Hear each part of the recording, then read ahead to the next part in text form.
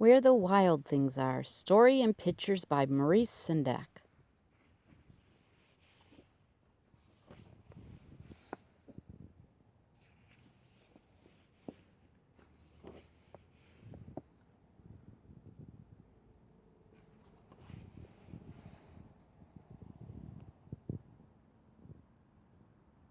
The night Max wore his wolf suit and made mischief of one kind and another,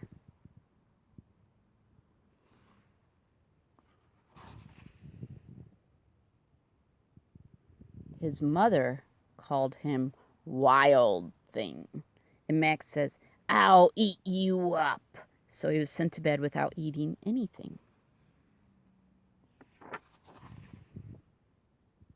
That very night, in Max's room, a forest grew.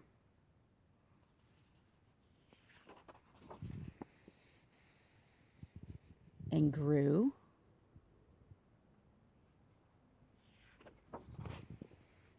And grew until a ceiling hung with vines, and the walls became the world all around.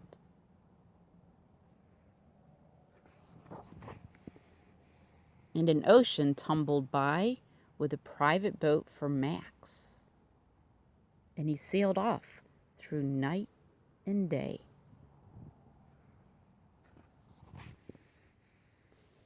And in and out of weeks and almost over a year to where the wild things are. And when he came to the place where the wild things are, they roared their terrible roar and gnashed their terrible teeth and rolled their terrible eyes and showed their terrible claws.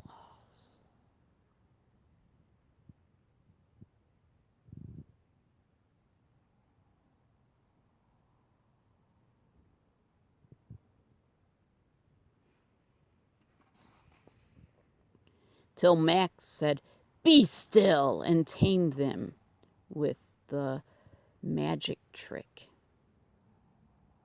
of staring into their yellow eyes without blinking once. And they were frightened and called him the most wild thing of all.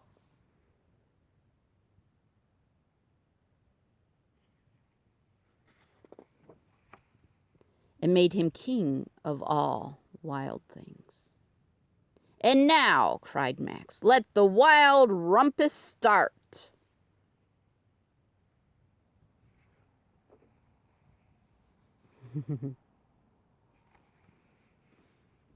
They all dancing in the light of the moon.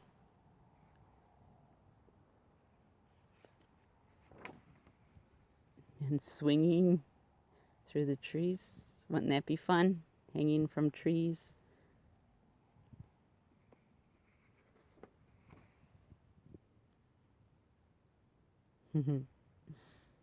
They're all having a lot of fun, aren't they?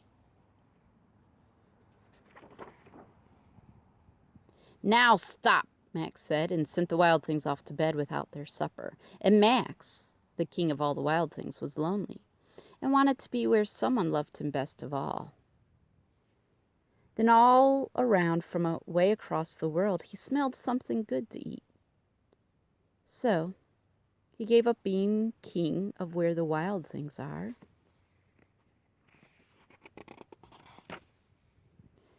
But the wild things cried, "Oh, please, don't go. We'll eat you up. We love you too." And Max said, "No."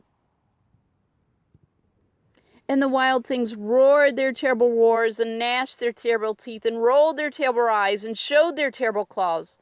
But Max stepped into his private boat and waved goodbye. They don't want him to leave, do they? And sailed back over a year and in and out of weeks and through a day.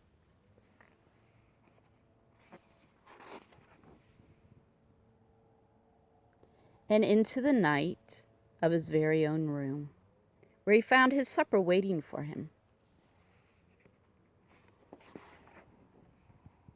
And it was still hot.